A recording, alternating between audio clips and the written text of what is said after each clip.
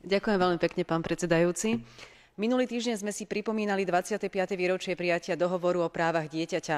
Pri tejto príležitosti vystúpil na pôde Európskej komisie 17-ročný Dominik Drdul zo Slovenska, ktorý sa narodil so zdravotným znevýhodnením.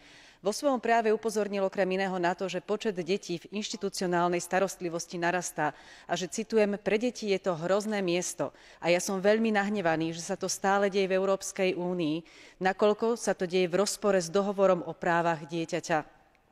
Je pre mňa šokujúce a neprijateľné, že ešte stále existujú miesta, kde deti so zdravotným znevýhodnením žijú v neľudských a nedôstojných podmienkach, akým je napríklad detský domov v gréckom meste Lechaina.